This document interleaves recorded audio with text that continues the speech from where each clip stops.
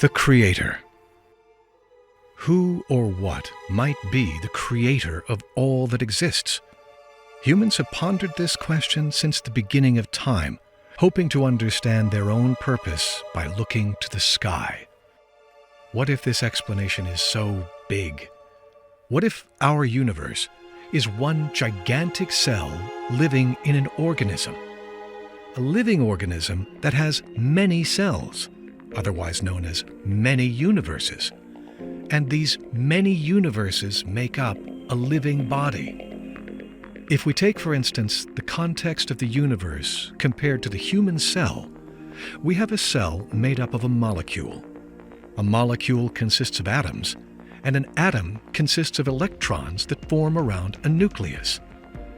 This looks similar to our own understanding of the universe.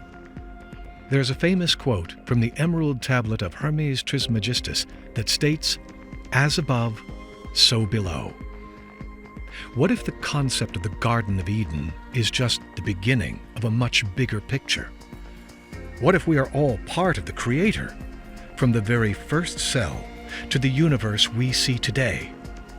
If that might be true, how do the ancient texts reveal this knowledge? Maybe the answer to our question is buried right below our nose.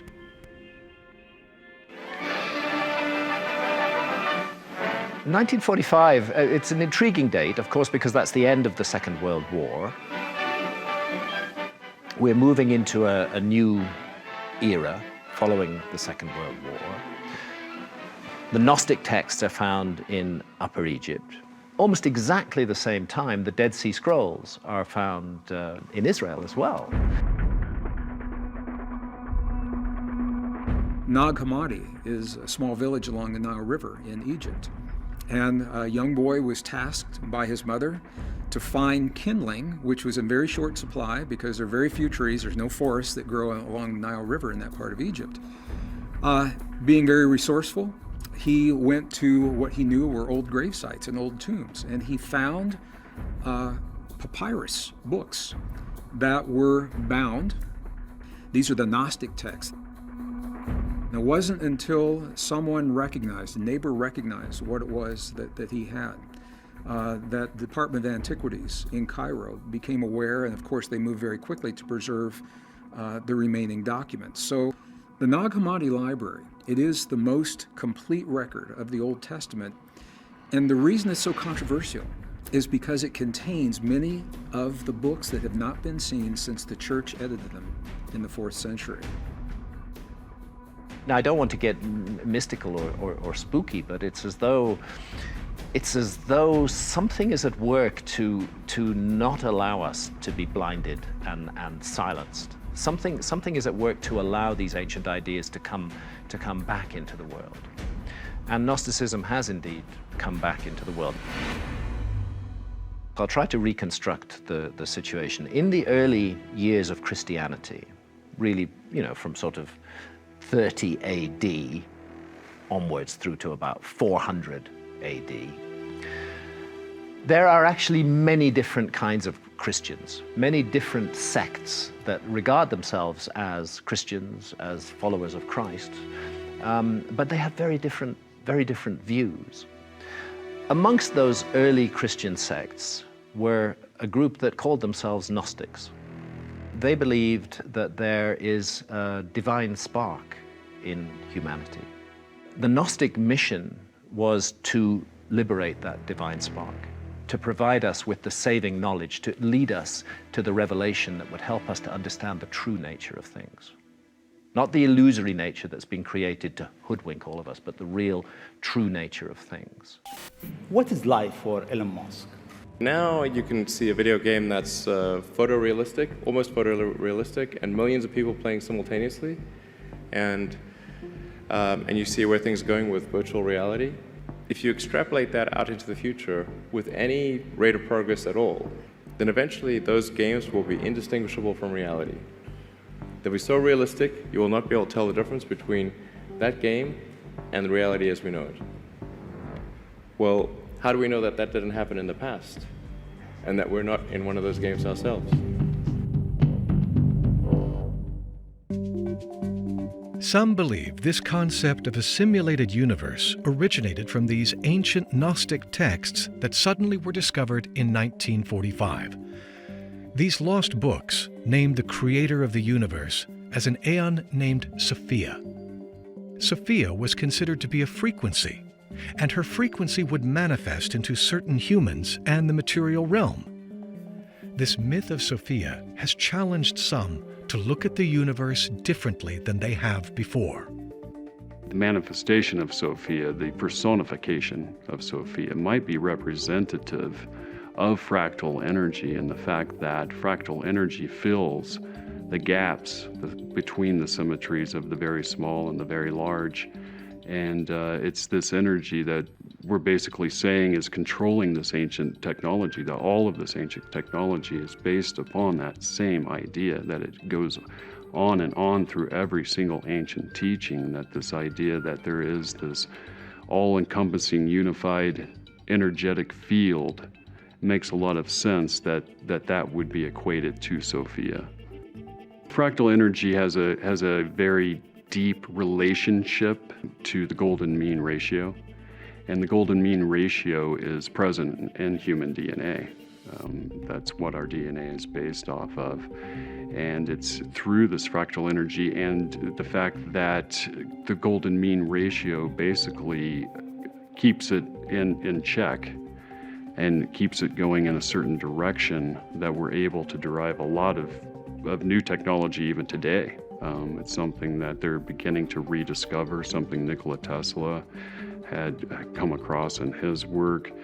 But it's interesting that these ancient civilizations were recording information like this and doing it in such a way that a parable could back up actual scientific information. Could the ancient Gnostic texts be explaining not only the creator, but the frequency in which the creator exists through mathematics and quantum physics? This third dimension is what we consider to be a holographic reality.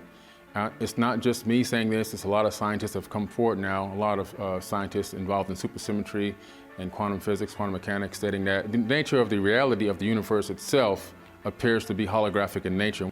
So what scientists did was they did an experiment called the double slit experiment, where they put two little tiny microscopic slits and they put photons on the back, and they shot these photons through these slits. Well, when they weren't looking, the photon created a wave pattern on the back wall of this experiment. So they said, why? How can this be? How can individual photons create a wave pattern? So they went back and put a looking device, a camera, to see how the photons were going through these slits to create a wave pattern. They wanted to know how that could be. Well, when they did that, when they looked, it created a digital pattern on the back wall. So all of a sudden, it was a wow moment. The actual prospect of looking, in other words, conscious intervention, can change matter, can change the shape of the universe. So basically, it tells us that consciousness is really what is all that exists in the universe. The universe is pure consciousness. And what consciousness has actually done, it has actually recreated itself, or it actually split itself into pieces to experience itself subjectively. So consciousness wants to go out and it wants to create. And what it has done, it has gone out with these energies and it has created subjectively humans, planets, galaxies, so that it can experience itself from another perspective.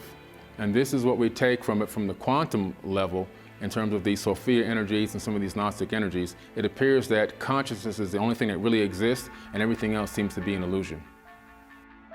Nassim Haramein's been doing some really interesting work which does tie in very much to the old view of the ancients and the Gnostics, in that it explains how creation transpires. What he's talking about in more of a metaphysics or quantum level is how existence comes to be.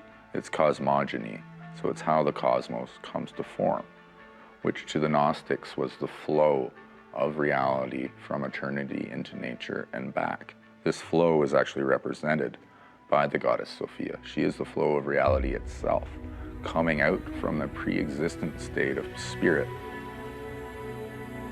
But if this is true, why would this understanding of the universe and an aeon named Sophia be hidden beneath the sand for so long?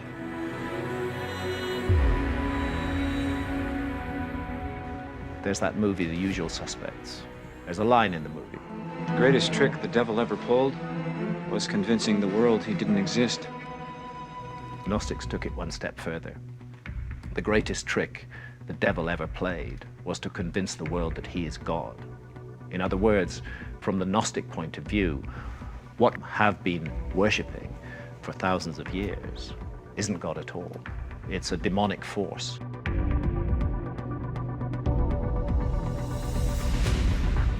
The Sumerian texts allude to the same principle that a great administrator named Satam looked over the people of the Garden of Eden.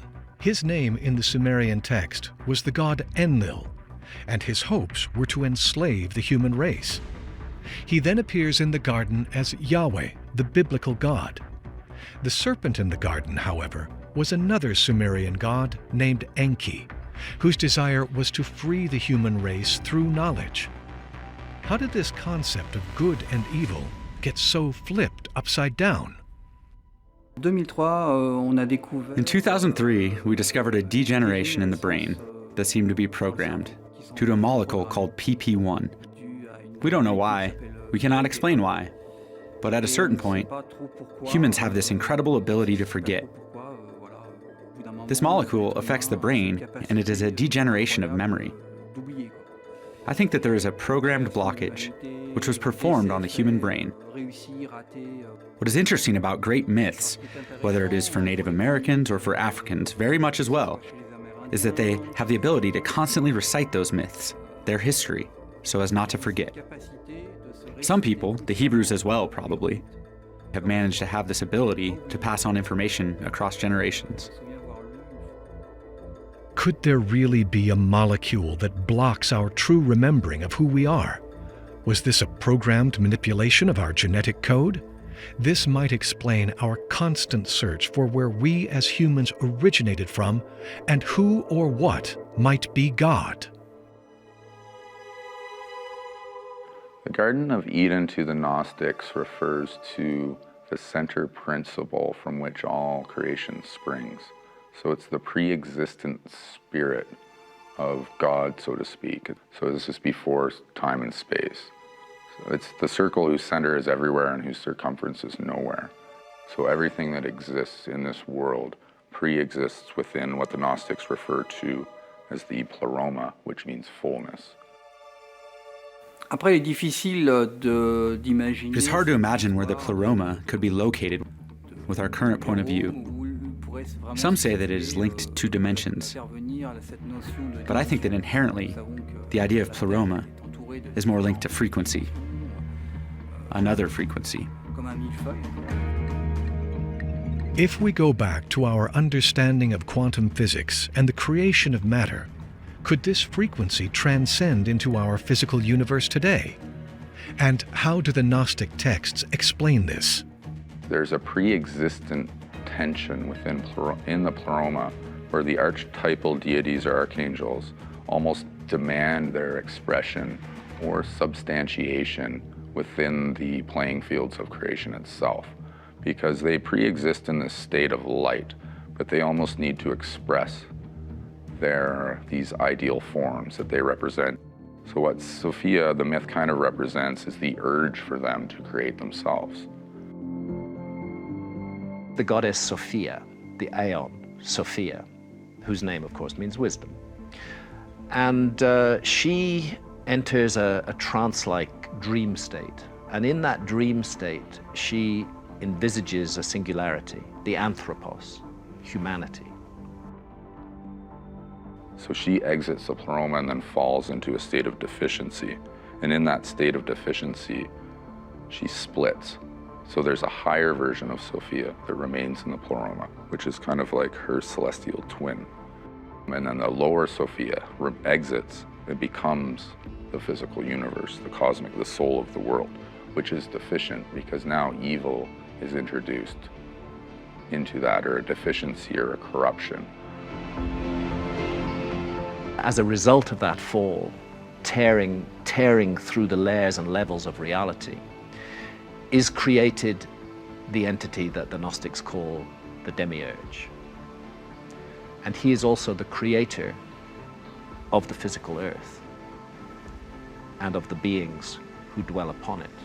It is Sophia's work that inserted into the heart of humanity, deep within us, is this divine spark, that we are fundamentally creatures of spirit immersed in matter. If Sophia is the creator of our divine spark, then could the demiurge be the creator of the matter we exist in? Is he the architect of our reality?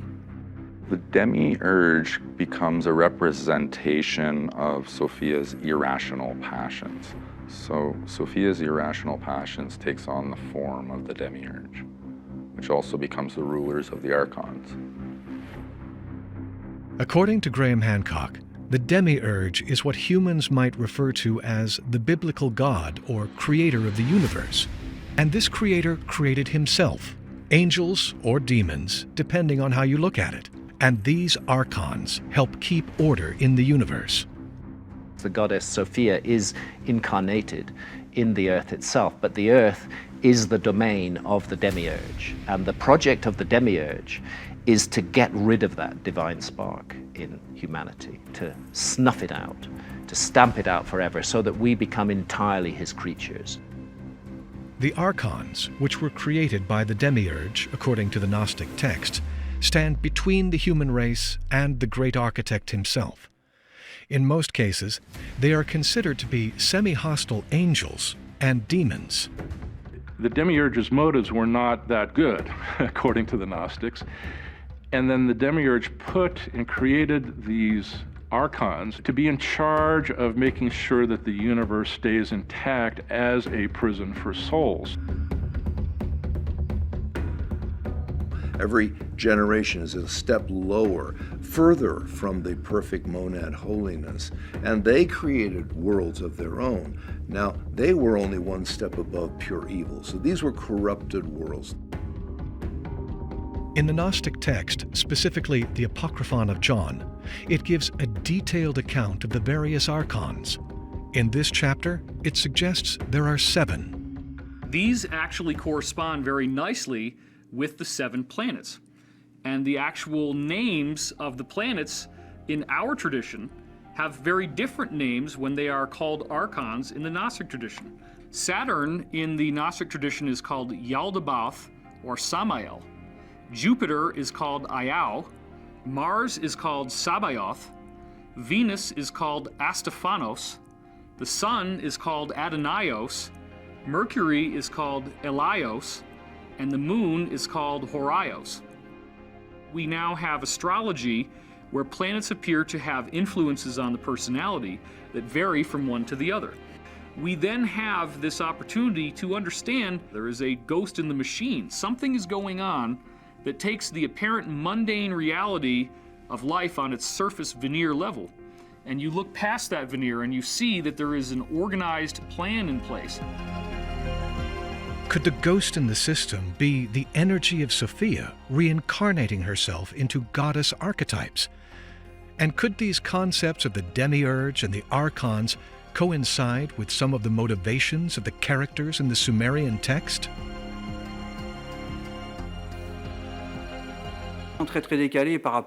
This world is completely offset compared to our way of thinking. It really seems like science fiction. When we watch science fiction movies nowadays, we can find that the same themes are being explored. In Egyptian Gnostic texts, we find a recurrent main character. She is called Sophia. And this Sophia will become Tiamat, Tiamata from the Sumerian text.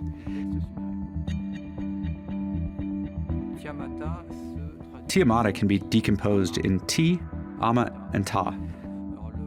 The latter is not always added. In very concrete terms, it means Lady of Life. Amma is lady, and Ti is life. It is interesting to see that, right off, we get that she is a supreme goddess. Then we can actually find her in different mythologies. Tiamat is the archetype of the mother goddess, and as Sophia's spokesperson, is all-powerful. And according to the Sumerian text, she is going to create herself a lineage of females that we call Amashatum. This could be translated to the lizard mothers. In the Sumerian text, I think it's important to note that the Sophia energy is going to create a new being named On. You should know that the On particle also means the sky. That character is then going to create a people we find in Sumerian text. It is important to note that gods were created in artificial matrices. On creates Enki, and then Enki creates another son, who will become On's spokesperson for his agenda. His name is Enlil, and he will ceaselessly be against Enki in order to impede him and his knowledge from getting out to the humans. As soon as On steps in, things are going to change. We can see that On wants to overthrow the matriarchal royalty and enforce his own rule. This marks an important separation in the history of the Sumerian gods and of the gods in general. On the one hand, there is the matriarchal energy with Tiamat, with Sophia's energy. And on the other hand, these new gods, fresh out of the matrices, male gods who are going to revolt against Tiamat. We see Enlil going to fight Tiamat, enforcing his power. And this is what we find in the Enuma Elish. The Sumerian texts suggest that Tiamata was defeated by Enlil, and he takes over as ruler to instill the principles of the false god. In the Gnostic text, however, it suggests that the Sophia energy that embodied Tiamata was not defeated, but rather ignored, and the knowledge of her existence was taken over by the knowledge of the demiurge. The Gnostic texts explain to us that we have been under the influence of this great archon who is not the true creator he fashions himself to be. And because of this, we suffer greatly under our own false reality. But the Sumerian texts remind us that throughout this battle of humanity, there's given to us an ally by the name of Enki, who fights to keep the Sophia frequency alive.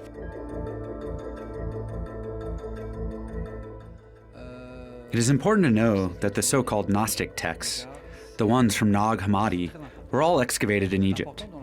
That is crucial information because the character of Enki lived for a while in ancient Mesopotamia, but after a while was in such disagreement with Enlil that he left for Egypt. He attempted civilizing mankind. He is then found under the name of Osiris. These archives, probably created by Enki, usually depict events that took place prior to the ones that we find in Sumerian texts. They are about the creation before creation itself. There is a return of Sophia to the Logos, or the Godhead. And when that return happens, it is described as being this incredible burst of light that actually changes the very fabric of the bodies themselves. This, to me, sounds like another example of the widespread prophecies that we see of this energy release from the sun. The Greek and Roman philosophers often called it ekpyrosis, a massive fiery release from the sun. So when we're looking at this story of Sophia and her redemption, it seems that it is another example of the prophecies that go all the way back to the Greek texts, the Hindu texts, in which we go through some sort of massive transformation, and this sort of fallen state of our solar system or humanity is then brought up to a higher spiritual level in some way. Could the Gnostic texts be supporting the meaning behind the Sumerian creation story? If the Gnostic texts are able to explain our possible beginning as humans and our current state of simulated reality, why do we still feel lost in the system? And will all this understanding of who we are and why we are here return? The story of the fallen Sophia does appear to mirror the story of each of us in terms of how we have become blinded to the afterlife, we become blinded to higher consciousness. We don't really understand if we're going to live again or if we have lived before. We don't understand if there's a purpose and a plan for our lives and for the greater universe. It's hidden. You can't really perceive it. It hasn't become substantiated yet. It's becoming substantiated through this life process that we're living, which is kind of like, I like to think that we live in the greatest story ever told. Like all these myths we're living it right now. It's a living mythology. And it's also a collective universe. It's all integrated. Like there's nothing, the only thing that separates us from each other and from nature and from the divine is our own misguided perception. Our misguided perception may have been the work of the ancient gods, but there is more evidence to support that the original creators of the Garden of Eden might have planted a seed on earth. It's as though something slipped past the redactors in the Bible. A little bit of truth came through, instead of all the lies that the Demiurge has spread. Up next, the Tree of Life and its imprint on the world.